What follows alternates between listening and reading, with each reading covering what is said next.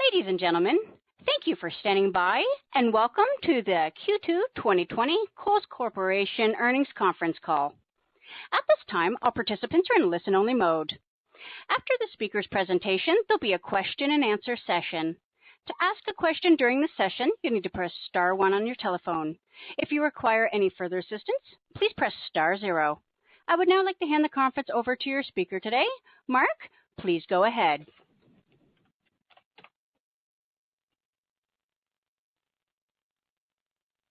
Thank you, and good morning. Certain statements made on this call, including projected financial results and the company's future initiatives, are forward-looking statements within the meaning of the Private Securities Litigation Reform Act of 1995. Kohl's intends forward-looking terminology such as believes, expects, may, will, should, anticipates, plans, or similar expressions to identify forward-looking statements.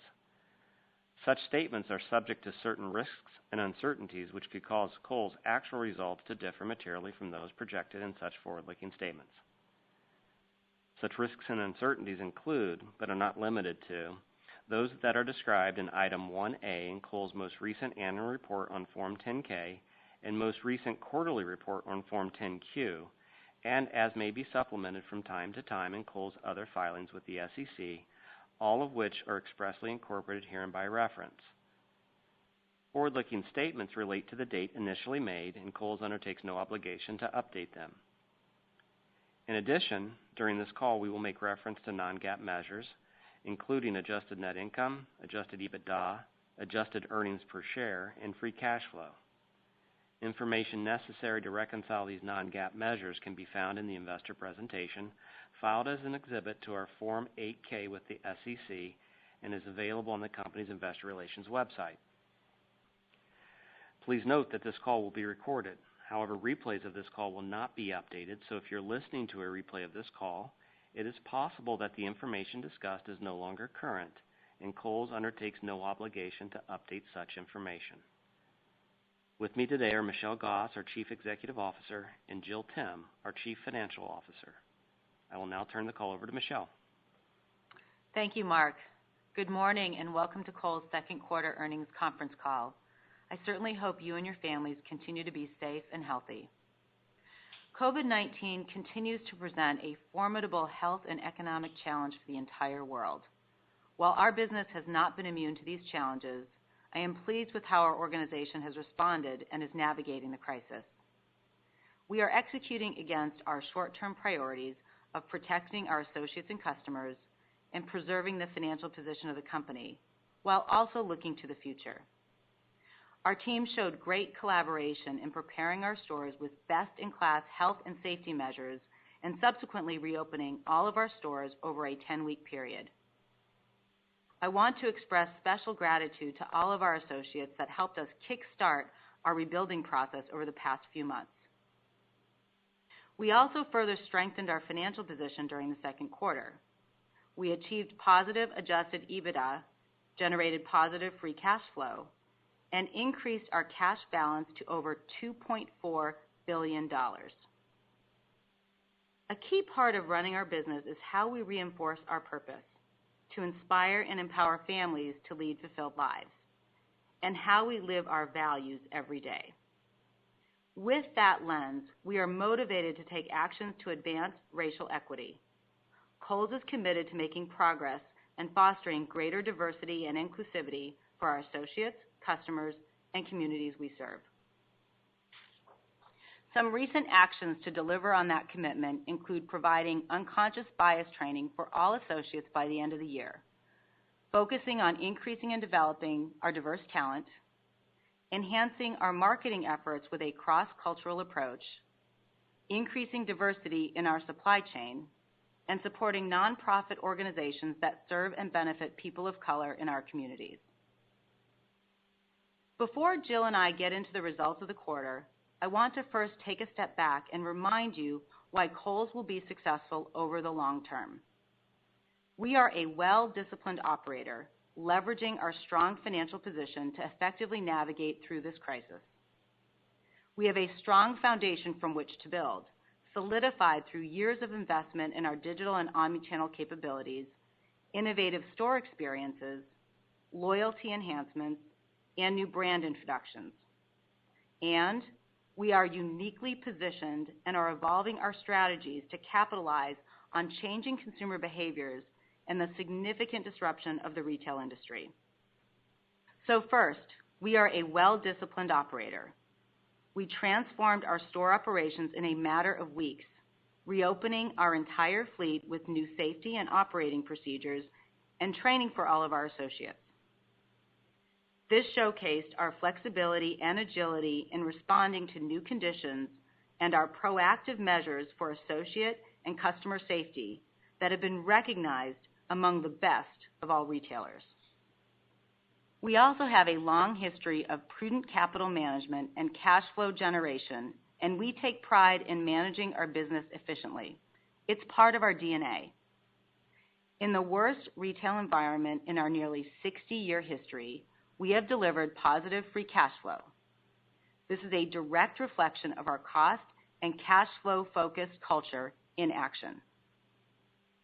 We will continue to manage the business with great discipline, knowing that the environment is expected to remain challenging in the near term. And we will make decisions through the lens of our long-term objective of maintaining our investment grade rating, a status we've held for more than 2 decades.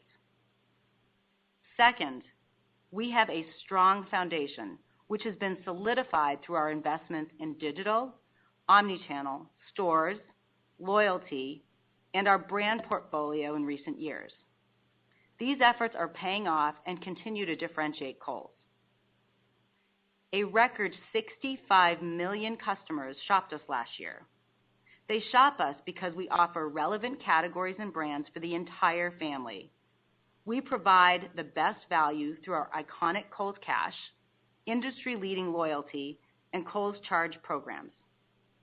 And they appreciate the great experience we deliver through our easy and convenient stores and digital assets. And third, we are uniquely positioned and are evolving our strategies to capitalize on changing consumer behaviors and significant disruption in the retail industry. We will be a beneficiary of consumers adopting more casual lifestyles and shopping more digitally. Kohl's is a known destination for casual apparel, and we have a large and growing digital business, supported by our stores through our expansive omnichannel capabilities. We are also actively pursuing opportunities to capture dislocated market share from competitors and store closures. Even in the midst of the pandemic, we are acquiring new customers and see great potential looking forward. We are leveraging our past strategies and increasing our marketing investment in locations where competitors are closing stores. I will now provide an update on how our business is recovering. As we are all familiar with, COVID's impact on retail has been immense. The crisis forced chain-wide store closures and has disrupted consumer spending behavior, both of which have directly impacted our business. As you saw in this morning's release, our second quarter results reflected COVID's impact. During the quarter, our stores operated with approximately 25% fewer days than last year and with limited hours since our stores reopened. May was the most challenging period in the quarter as a majority of our stores were closed for most of the month. We saw a strong rebound in June with the vast majority of our stores reopened and digital's momentum remaining. However, in July, we did experience some sales deceleration from June's strength as COVID concerns heightened in areas of the country where cases have been escalating. We also saw a softer start to the back-to-school selling season given increased uncertainty around kids returning to school. So all in for the quarter, store productivity for reopened stores was approximately 75%. We are pleased that digital sales remained strong in the quarter, increasing at 58%. We continue to leverage our omnichannel capabilities to support the overall business. Our customers are embracing the conveniences we are providing at an accelerating rate, and our investments have proven to be timely and valuable. During the second quarter, stores were instrumental in fulfilling nearly 50% of digital sales. Customers picking up in the store accounted for 15% of digital demand, with store drive-up accounting for half of this. Now let me touch on how we are approaching the rest of 2020. It's important to remember that we are still operating in the midst of a pandemic. Consumer behavior has been profoundly altered given safety and spending concerns, and we don't expect this to change in the near term. Hence, we continue to plan our business conservatively for the balance of the year. As I just mentioned, the back-to-school season has been impacted by the crisis as families navigate how their kids will return to school this year. Fortunately, a lot of our assortment for back-to-school is core product, such as basics, active, and denim, and can sell year-round. Looking ahead to holiday, it will be a holiday season like no other. COVID is changing all aspects of customer expectations, and we are adapting our plans in response. To start out with, we've made the decision to not be open on Thanksgiving Day, allowing more of our associates to be home with their families. In addition, we expect many customers to get ahead of their holiday shopping and increasingly leverage our digital and omnichannel capabilities. We are making adjustments to drive and capture anticipated early holiday demand beginning in October across all of our channels. We have a compelling holiday assortment that speaks to how our customers are living today. We will emphasize cozy and comfort, our home category, and kids' toys. We feel really good about the content and relevance of our key holiday items, as well as our ability to chase demand. So based on the continued COVID uncertainty, it remains prudent to plan the business conservatively and chase any upside as it unfolds. So now let me transition and discuss how we are positioning our business to capture market share in the short term and drive growth over the long term. COVID has accelerated important movements that have been underway for some time. Customers are adopting more active and casual lifestyles, and they are shopping more digitally. COVID has also changed the competitive landscape, creating significant industry disruption. Let me talk about the actions we are taking, starting with product. Kohl's has always been known as a casual destination, and we will take full advantage of growing customer trends living their life more casually. Today, more consumers are working from home, adopting flexible work schedules, and are dressing more comfortably and casually. We believe these trends will carry on beyond COVID. As a result, we are optimizing and evolving our assortment to reflect these trends, and we will build on our strength as a casual destination by providing more options to drive even greater relevancy. We remain focused on driving our active business through our key national brand partners and will lean further into athleisure through both our existing brands as well as the expansion of the Champion brand. We will also dedicate more space to active, and we are introducing new casual brands like Land's End and Tom's Shoes.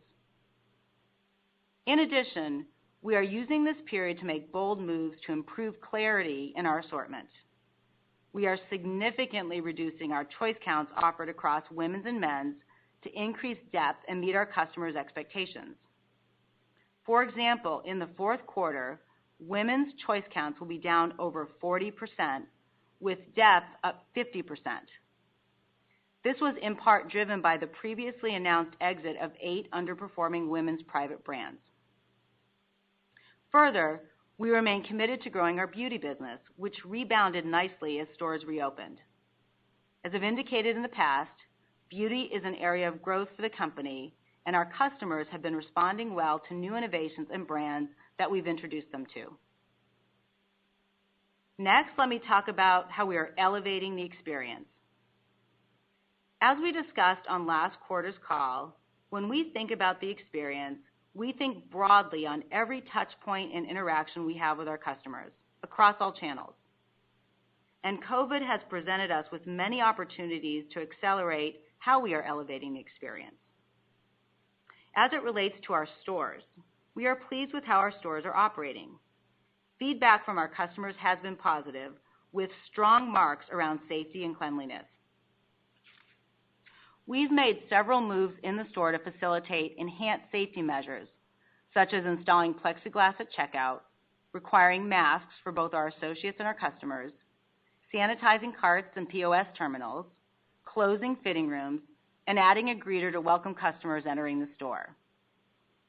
We've also widened aisles and removed fixtures. In doing so, we have created a better customer experience. And based on these learnings, we are taking the opportunity to do more low-cost moves to improve the experience. And you'll see these enhancements beginning this fall.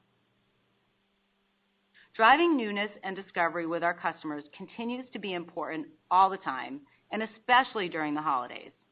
As such, we will be expanding our Curated by Kohl's platform to 300 stores, featuring exciting and interesting brands like Paper Source, Candy Club, UB, and Corksicle.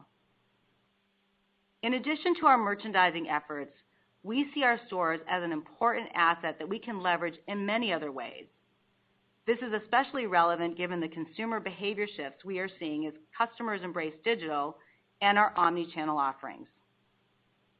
Our stores are increasingly supporting our digital business, serving as a critical fulfillment hub for ship from store and customer pickup. As 80% of Americans live within 15 miles of an easy-to-access Kohl's store, we are well positioned to be a leading retail and digital destination for the family. Our launch of Store Drive Up has been particularly successful and will be an important capability this holiday season. We are also leveraging our stores to deliver innovative services like Amazon Returns, where our customers continue to appreciate the ease and convenience we provide. As we reopened stores, we moved the Amazon Returns area to its own outpost in the back of the store to allow for greater social distancing and to enhance safety. We have seen traffic build and remain pleased with the overall performance of the program. Turning to our digital experience, our broad investments in site functionality, personalization, and shoppability have been important enhancements and were crucial in our ability to capitalize on growth in the current environment. In addition, our digital marketing efforts have been a key enabler of growth, yielding a greater impact in a more efficient way. Last fall, we brought digital search in-house, and we are using machine learning to drive improved search results and media buying. Loyalty is another important piece of our strategy. We've spoken frequently about our incredibly strong loyalty program. It has been recognized as an industry leader many times and has 30 million members.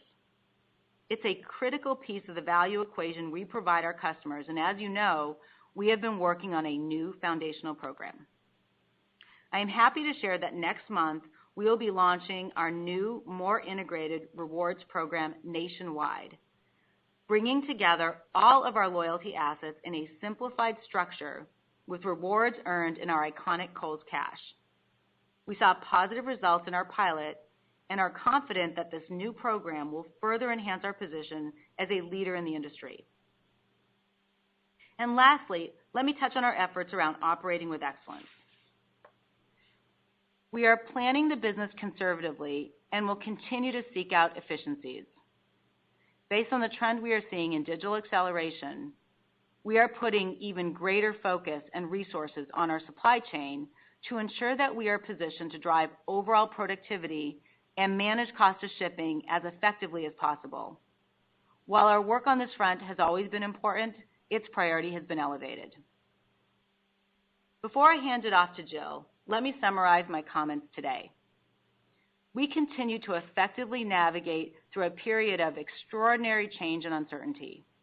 We made progress during the second quarter, reopening our entire fleet, accelerating digital growth, and generating positive free cash flow to further strengthen our financial position. While we are planning for the crisis to continue to present headwinds in the near term, we are very confident that we will not only weather the storm, but also take full advantage of the opportunities that emerge from it. We are a well-disciplined operator. We have a strong foundation, and we are evolving our strategies, which together uniquely positions us to capitalize on the changing consumer behaviors and the significant disruption of the retail industry. In closing, I want to thank all of our associates around the country and across our business. It's times like these when the value of an organization's culture becomes visible and tangible. I am incredibly proud of how our Kohl's associates and our culture has shined through and proven extremely valuable during this crisis. With that, I'll now turn the call over to Jill, who will provide details on our second quarter results and financial position. Thank you, Michelle, and good morning, everyone. I will start by providing an update on our liquidity position. I will then discuss our second quarter results and thoughts on our business for the remainder of the year. We have talked a lot about the long history of maintaining a strong financial position. As Michelle indicated, it's part of our DNA and is at the forefront of our decision making. So as the crisis unfolded, preserving our liquidity continued to be a key priority. I am pleased how we further strengthened our position during the quarter despite facing continued pressure from the COVID crisis. We reduced inventory by 26%, managed expenses tightly with SG&A down 17%, and lowered capital expenditures. These efforts led to positive adjusted EBITDA of more than $200 million, operating cash flow of more than $250 million, and nearly $200 million of free cash flow. In addition, to further enhance our liquidity position, we completed a sale-leaseback transaction for 2 of our 14 distribution centers. We generated nearly $200 million of cash. As a result, we ended the quarter with more than $2.4 billion in cash, up from $2 billion at the end of the first quarter. We also have an additional $500 million available under our revolver. Now let me discuss our second quarter results. Net sales declined 23%, due primarily to our stores being open approximately 25% fewer days than last year and operating with limited hours. Digital sales increased 58% and represented 41% of net sales in the quarter, up from 20% last year. Other revenue, which consists primarily of net credit revenue, declined 26% due to lower accounts receivable balances associated with the lower sales. This was expected as stated in the last quarter's call.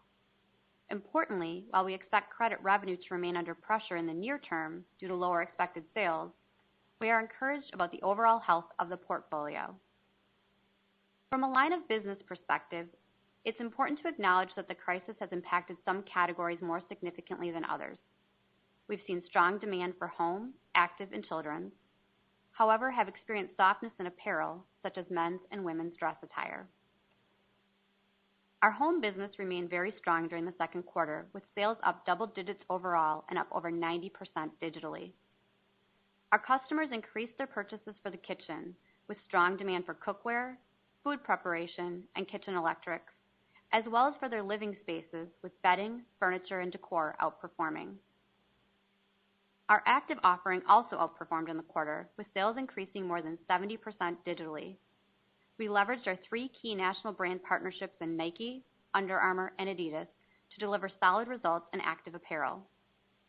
We also saw really strong demand for Champion, a brand that we expanded last year and will continue to lean into in the future. Also in active, our investment in building out our assortment of inclusive sizes is paying off with significant growth in the quarter, driven by the launches of Under Armour and Adidas Plus earlier this year, and Under Armour Big and Tall last fall. Lastly, our children's business performed above the company average. We saw double-digit growth in toys and solid demand for baby gear and sleepwear. From a brand perspective, Lego and Carter's outperformed, as did our private brand Jumping Beans. Turning to gross margin. Gross margin continued to be impacted by COVID during the second quarter. The decline of 569 basis points was driven by 2 primary items. Approximately 295 basis points related to the increased promotional activity and mix as home continued to outperform, and 275 basis points related to cost of shipping due to increased digital sales penetration. As it relates to cost of shipping, the 275 basis point impact to margin is slightly above our past commentary of a 20 to 30 basis point headwind for every 200 to 300 basis point increase in digital penetration. This was due primarily to the increased split shipments during the period as we worked down inventory in stores. We see this as a short-term issue and expect the cost of shipping headwind to return to the historical range in future periods. Looking ahead, we continue to expect gross margin to be pressured due to increased cost of shipping, as we expect digital penetration to remain elevated and the potential for a heightened promotional environment given the uncertainty around consumer spending heading into this year's unique holiday season. Now let me discuss SG&A. In Q2, SG&A expenses decreased 17% to $1 billion, driven primarily by lower store payroll, marketing, and credit expenses. Of note, SG&A would have been down 19%, excluding expenses related to COVID-19. As we look forward, we are planning SG&A to continue to decline for the rest of the year. However, we are not expecting the same level of decline in the second half as compared to the first half, given the greater number of days our stores are planned to be open, and as we capitalize on opportunities emerging from the significant retail industry disruption. That said, we will continue to leverage our core discipline of operational excellence and look for additional opportunities to improve our overall efficiency. Last, let me touch on some additional financial items. Depreciation was $9 million lower than last year, and we expect this to continue due to the reduced capital spend this year. We recorded a gain on sale of $127 million related to the sale leaseback of our San Bernardino fulfillment and distribution centers. Interest expense increased $25 million versus last year due to the $1 billion outstanding on our revolver and the $600 million of bonds issued in April of 2020. We expect interest expense to continue to remain higher than last year as a result of these factors. On a GAAP basis for the quarter, net income was $47 million, and diluted earnings per share was 30 cents per share. Excluding non-recurring items for the quarter, adjusted net loss was $39 million, or an adjusted loss of 25 cents per share. Turning to the balance sheet, we ended the quarter with more than $2.4 billion of cash and cash equivalents. This was an increase from last year of $1.8 billion, largely driven by the $1.6 billion in higher debt outstanding. Our inventory dollars at the end of the quarter were down 26% as compared to last year, driven by lower inventory receipts during the quarter and our ability to work through existing inventory as stores reopened. As we look to the balance of the year, we will continue to manage inventory tightly with the opportunity to chase into demand. Turning to cash flow, we generated positive operating cash flow of $304 million year to date, including $251 million in the second quarter as we reduced inventory and expenses. Capital expenditures were $196 million year to date, including $34 million in the second quarter. This is significantly below last year as we reduced spending across technology, omnichannel, and our store strategies due to COVID. As we look to the balance of the year, we are expecting COVID to continue to impact the retail industry and our business.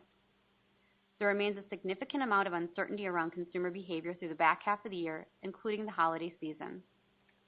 With this in mind, as Michelle spoke to earlier, we are adapting our marketing and merchandising plans to optimize our selling opportunity and will be prepared to respond with agility as the season unfolds. Further, we will continue to manage our inventory and expense with great discipline and ensure we are prepared to react to the ever-changing environment.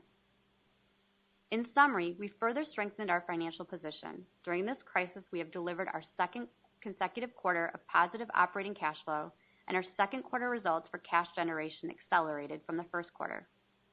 While we expect the environment to remain challenging in the near term, we continue to be well positioned to not only navigate the crisis, but also capitalize on emerging opportunities. We are happy to take your questions at this time. As a reminder, to ask a question, you will need to press star 1 on your telephone. To withdraw your question, press the pound or hash key. Please stand by while we compile the Q&A roster.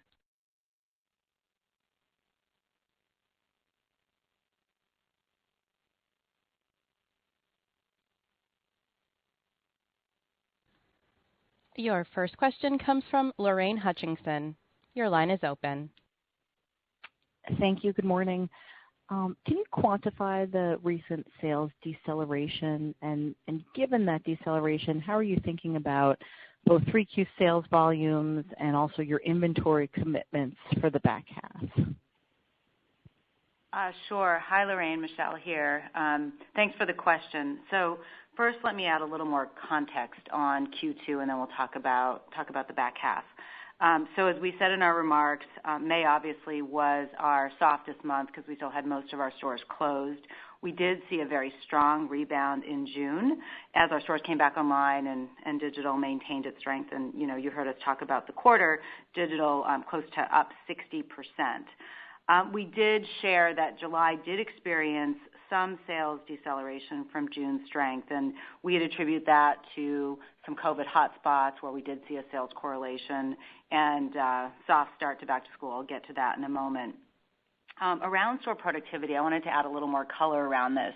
So as we shared, our stores have stabilized right around 75% of their typical volumes, which, when we think about it, given that we're operating with reduced hours, that there's still so much fear out there in the consumer, we'll just continue to maximize the demand, but we're okay with operating at this level given all the headwinds that we're facing, and again, operating in kind of this new normal for now. We do hope and expect that will grow over time. But one data point around this that I wanted to share was when we think about our stores being such a critical hub for our digital business, and that business has never been more important than it has been during this pandemic.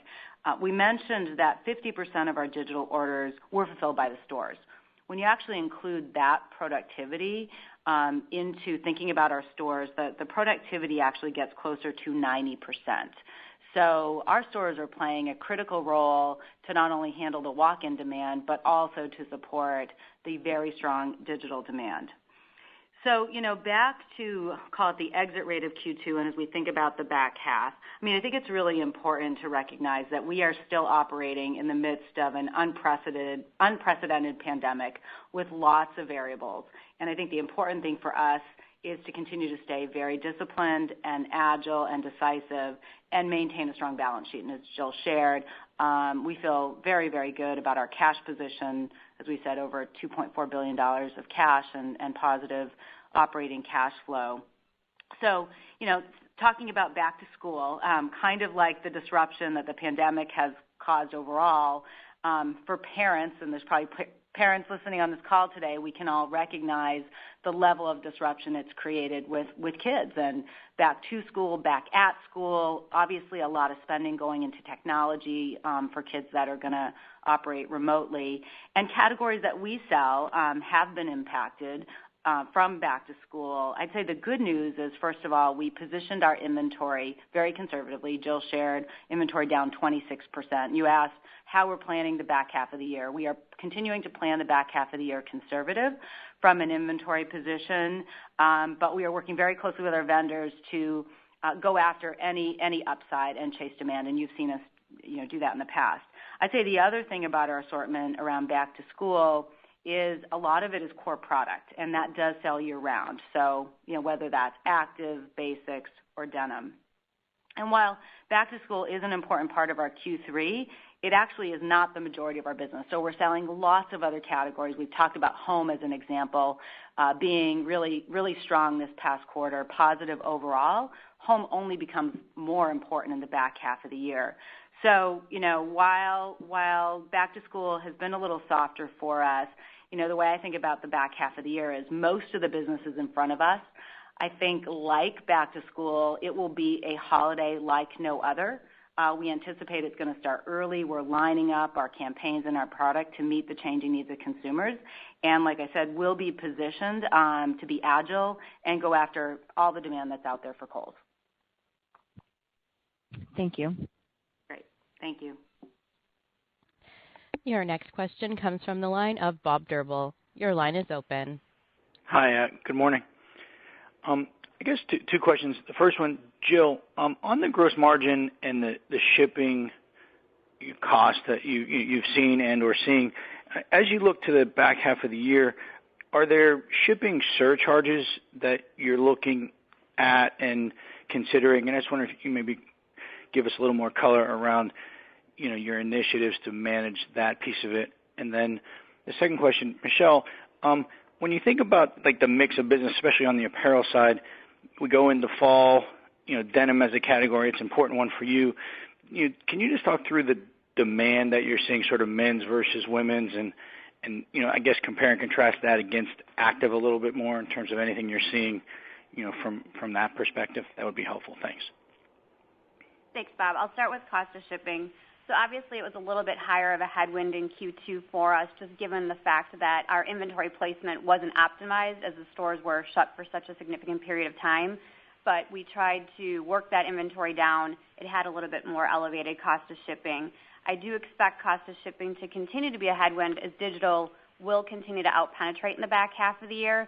I don't think the amount of penetration will continue to increase at the rate you saw in the front half of the year, because naturally digital is a higher portion of our business, especially during the holiday period. We do have some headwinds with surcharges that we're working through at this point.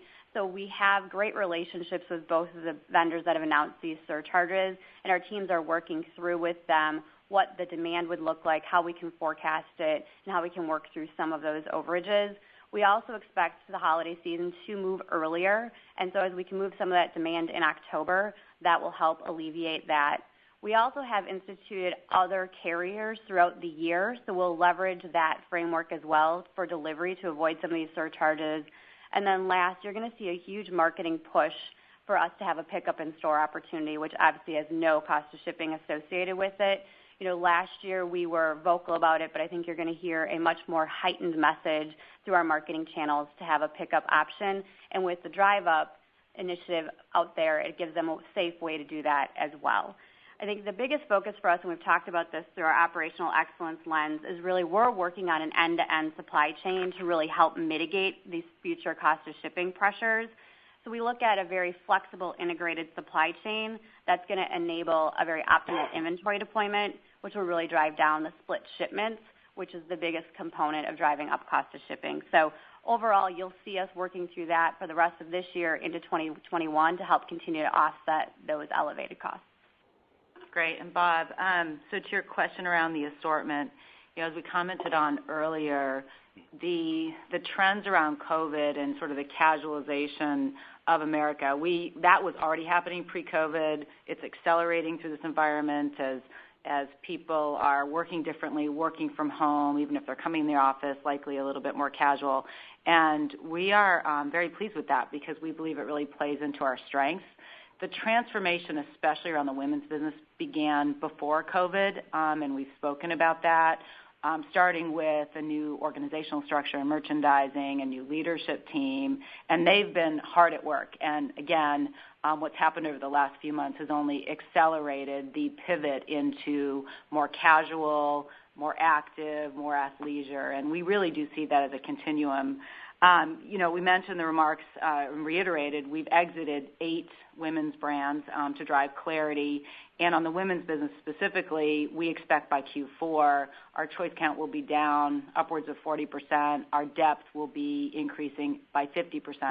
And I think in this environment, it's really important if a customer is making the decision to go to a store, given all the behavioral issues that we're facing during COVID, you want to make sure that you're in stock and servicing their needs. So this has been a real focus of the organization. To your specific question around denim, we are a huge denim player. We see that as an important category for us. We have a great portfolio of both national brands, like of course Levi's, our private brands, and with this consolidation and driving greater depth and driving down choices, denim will become even more important. So, we're feeling good about the direction, and like I said, we'll do everything we can to chase all the demand out there in the back half of the year. Great. Thank you. Good luck. Thanks. Your next question comes from Mark Altschwager with Baird. Your line is open. Great. Good morning. Thanks for taking my question. On the SG&A front, historically you've been pretty flexible with store expenses, but with stores now reopened, but the demand backdrop highly uncertain. So what are the strategies to reduce the magnitude of any potential deleverage there as we think about the back half of the year? Sure. So, Mark, I think what I would tell you is, it's core to us is have a strong cost discipline culture. We've been talking about operational excellence for several years, and I think if you look back over time, our SG&A growth rate has been around a 1.5% CAGR because we manage it so tightly. As we look to the back half of the year, we're going to continue to drive expenses down, and drive as much leverage as we can. Store payroll is our number one expense. We're operating with less hours. Our fitting rooms are closed. So we are looking for ways to take out some of those fixed costs during the current period of time while still putting the safety of our associates and customers in the forefront. I had mentioned it will be down a little bit less than what you'd see in the front half of the year. The reason for that is, one, we expect the stores to remain open, so we will be open for the full period of time versus the 75% we spoke to in Q2. And then second, we also know there's a large opportunity in front of us in terms of the amount of retail disruption. So we're going to make that investment from a marketing perspective to go after that market share and acquire those new customers. We really look at that as a long-term investment from a customer acquisition perspective. We have a successful playbook that we've run over the last couple of years. It's very localized in nature. We go after the customers in areas where we know stores are closing, and we have a strong overlap. And so we're going to work that playbook, but that will take some investment from a marketing perspective as well, but think it's definitely well worth the investment from a long-term perspective. Thank you. And then separately, just related to product, categories like home and beauty where you're seeing stronger demand right now. Can you speak to your ability to accelerate some of your initiatives in those areas? And relatedly, you've been a leader in active and wellness for some time. What does inventory availability look like with your key vendors? I'm just wondering if there's any constraints as many other retailers really look to chase into those trending categories. Yeah, Mark, so thanks for the question.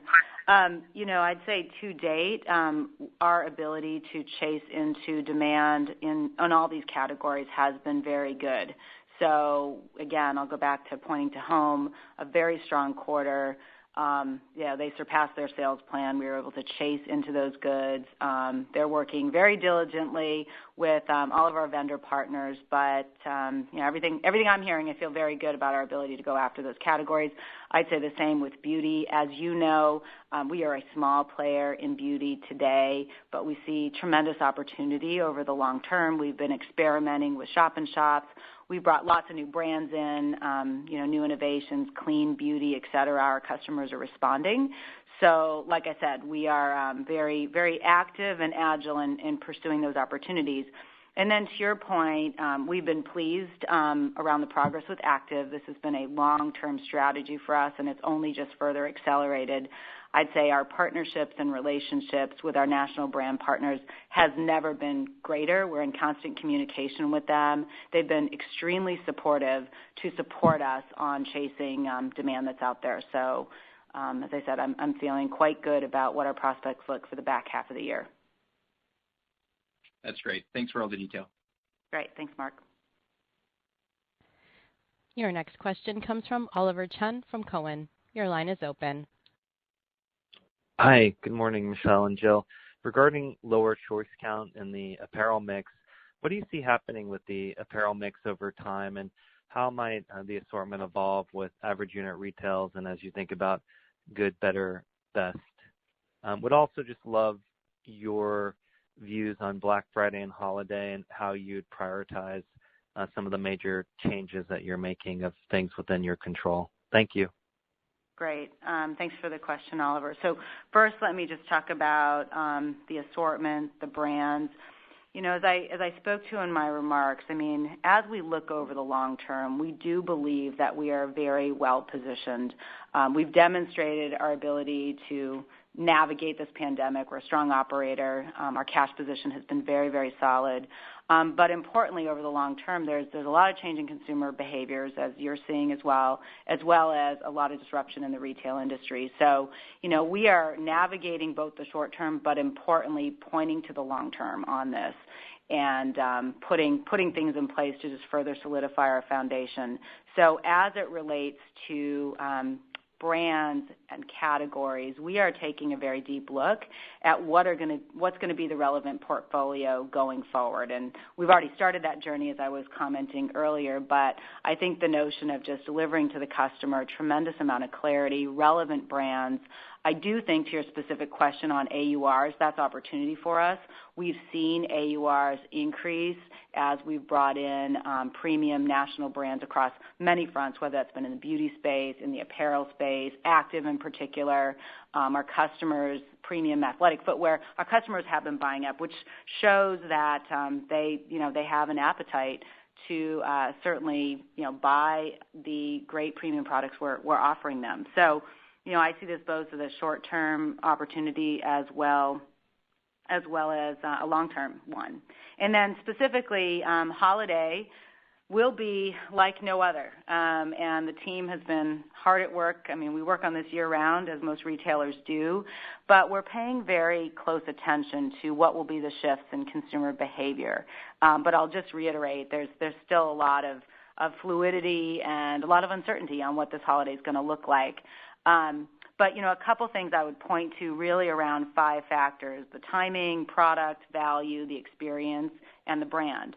From a timing standpoint, we do expect customers to start their shopping earlier, both in terms of customers wanting reassurance that the product that they want to buy is going to be there, given, I think, how everybody's experienced just the demands on the online business in particular. So we expect that to start as early as October, and we are positioning some new campaigns, and we'll have our product available to go from that front.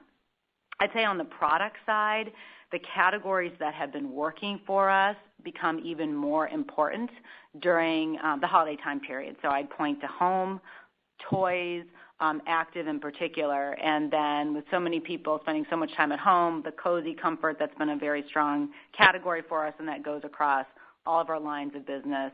And we're also sort of seeing in our research, customers are looking for more practical gifts, and Kohl's is a great destination for that. Value, just to hit on that quickly, obviously, we're known for value. Kohl's Cash, a little extra money in their pocket, won't do any harm this holiday season, as we certainly look at the economic headwinds. On the experience side, clearly the trend of digital is accelerating. We've made a lot of investments in that area, and I think what will be really important for us will be our omni-channel assets. So we're seeing a lot of growth around buy online, pick up in store, and more recently curbside. And I think with that reassurance that they can get their product very quickly and then get it free, I think that's going to be a big lever for us, and you can expect to see us really driving that message home over the holiday. And then the last piece I just highlight is kind of wrapping it all together is the importance of brand, and I think brand trust has never been more important, and clearly Kohl's is a trusted brand. So our team has put a lot of thought into our integrated campaign, and we're looking forward to sharing that with our customers, and we're anticipating, just like we've demonstrated over the last 5 months, that we'll look flexible and agile as we navigate this extraordinary holiday period. Thank you. Sounds exciting. Best regards. Thank you, Oliver.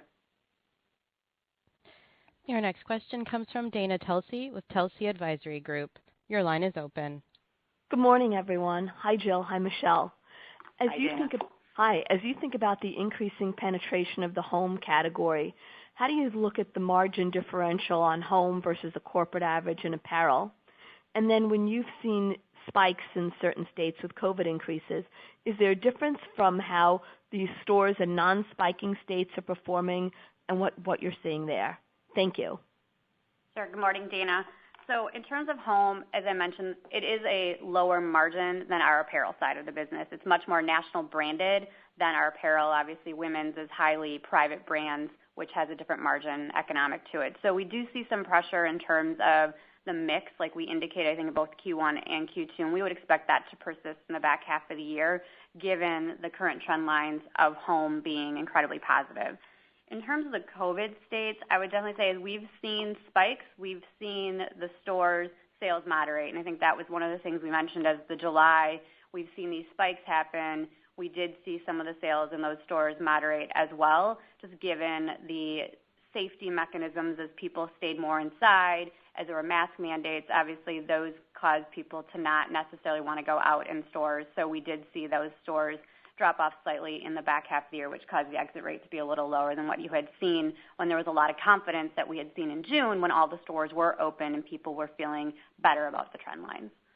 The only thing I would add to what Jill said, back to the mix shift and the margin, and we're planning accordingly, but we have a tremendous focus in the organization, as you know, around operational excellence. So how we think about our cost of goods opportunity, how we think about transforming the supply chain, we think it's critical. We're putting even greater focus on these things, and we think it really will position us over the long term from that regard. And any other further commentary on market share opportunities, given the increased closures we've heard about from JCPenney and others, and how you're planning for that share opportunity? Yes, no, absolutely. So, Dana, I'll take that one. We think about the market share opportunities both from a short-term standpoint and a long-term standpoint. I think from the very short term, as you know, there are literally thousands of stores that unfortunately have faced some pretty dire consequences and that are facing closures. And we have a playbook that we've used in the past at a very localized level to go after those customers, new customer acquisition, and go after that market share. So we have begun to deploy that strategy for us, and we know down to the zip code level what that overlap is, and often, these stores are in close proximity. We use geo-targeting specifically and personalized marketing to go after these customers. So that is in motion, and we will take full advantage over the short to medium term. And then, over the long term, it really is going back to us differentiating ourselves from others. And so it speaks to some of the comments we made earlier around being an agile and well-disciplined operator, how we continue to maintain a very strong financial position so we can invest. It's building on our strong foundation, the investments we've made in omni-channel, our convenient store base, our really balanced portfolio of national and private brands. And we're introducing, even in this environment, new brands. We have a pipeline of new brands coming to both continue to excite our existing customers and new customers. And then lastly, we're taking the opportunity with COVID to further evolve our strategies. So what will be this new normal? And we expect there's going to be a long tail and some permanent shifts. So active and casual lifestyle, leaning really into that, enhancing the experience in our stores. So while safety has been paramount, and we expect that will be continuing for some time, we're also taking advantage of just making the overall experience in the store easier and better to shop. So wider aisles, reduced fixtures, greater depth, as I mentioned. And then value, we didn't talk about it much in this conversation, but we're really excited to launch our new loyalty program, which has been in pilot for the last couple years. It's a very important launch for us because we're starting from strength. We have 30 million members, so we want to make sure that what we put out there is accretive to what we do today, and the data has been very positive. So I think, again, the acute go after the market share in the local neighborhood, as well as play our differentiation opportunity. I think we're really set up to capture what will be billions of dollars market share opportunity in the future. Thank you. Your next question comes from Matthew Boss from J.P. Morgan. Your line is open. Great, thanks. So relative to the negative 25% average store comps in the second quarter, what's the trend that you're seeing today in private brands versus national brands? And just anything you're seeing from the current pricing and promotional backdrop across apparel that surprised you either to the upside or the downside to call out? Okay, Matt, hey, I'll take that. Michelle here. So thanks for the question. I would say that we're seeing a fairly kind of balanced result as it relates to our national and private brands. I'd say on the private brand, and when I think about private brands, I really think about the continuing private brands because we are making a lot of exits and we're leveraging the opportunity for COVID to even accelerate that. But I will tell you, in categories that naturally penetrate higher in national brands like active and home, we are seeing those perform, quite well. So, overall, I wouldn't say that there's a standout per se. And as we talked about, we just have this headwind that we're trying to, of course, continue to drive further store productivity.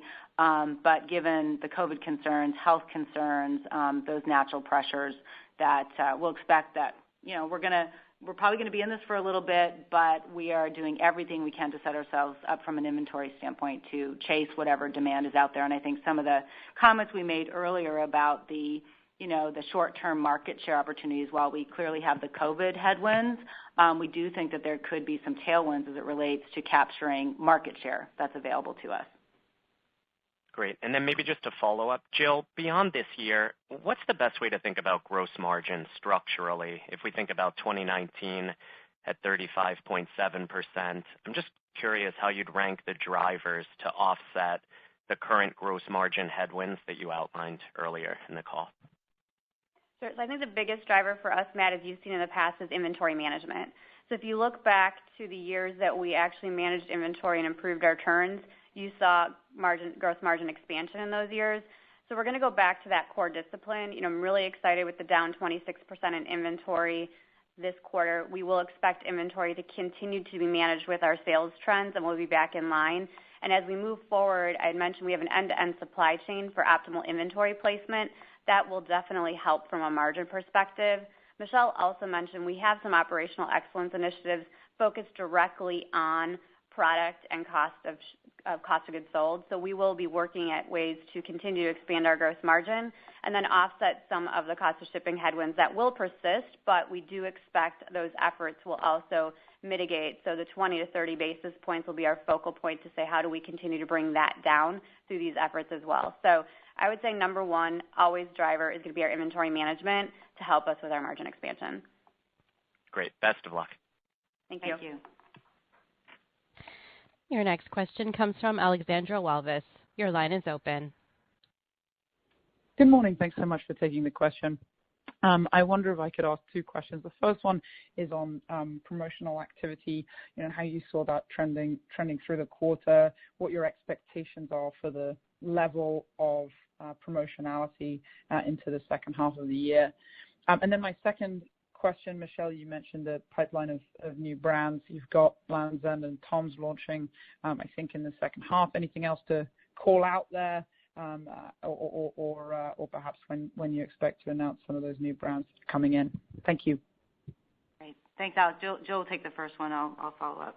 Good morning, Alex. So from promotional activity, obviously it was a heightened environment in Q2. I think a lot of that was driven by the stores were closed. We opened with elevated inventory levels, a lot of people working that down and doing that through higher promotional activity.